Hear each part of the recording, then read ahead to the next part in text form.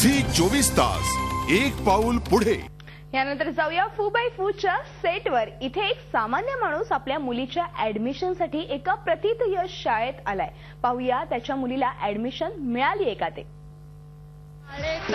मी principal admission देतो, donation घेतो, admission देतो, डोनेशन घेतो। ज्याला हवं ऍडमिशन त्यांनी द्यावं डोनेशन, ज्याला हवं ऍडमिशन त्यांनी द्यावं डोनेशन। पैसे काढा लवकर, 4 लाख टाकले। एक्सक्यूज मी प्लीज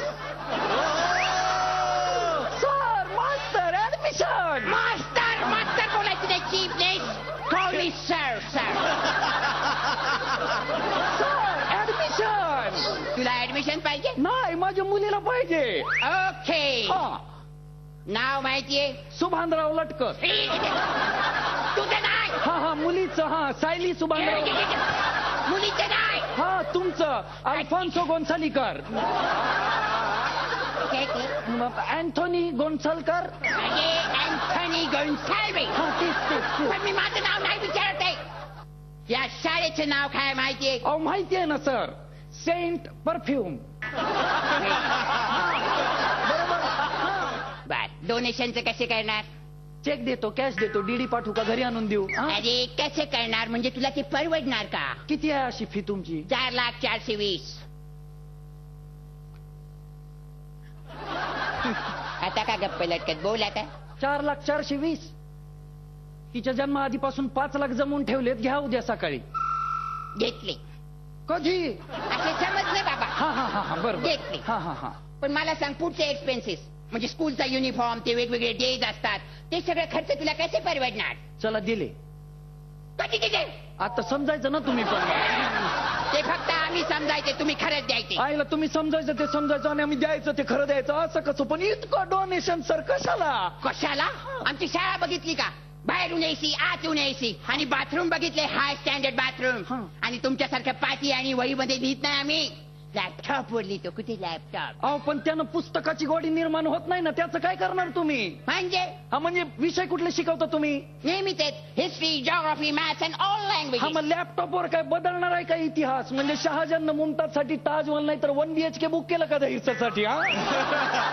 असं शिकवणार का पृथ्वीचा आकार गोल नाही त्रिकोणी आणि तिन्ही बाजूनं पाणी सांडतं म्हणून पृथ्वीचं पाणी कमी होतंय, असं शिकवणार का तुम्ही?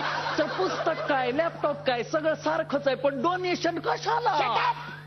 अपमान करते आमच्या शाळेचे। नाही, तुला माहितीये की आमची शाळा किती रेप्युटेड आहे? इथून मोठे स्टुडंट पास आउट झाले, त्यांनी नाव कमावले, मोठे झाले।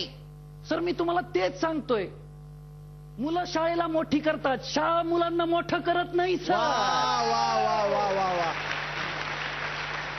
थोडे पटले। मला सांग, ओळख? अँथोनी गोन्साल्वेस? अरे मला ओळख नाही रे। तुझी कोणाची ओळख? बबन धायगुडे।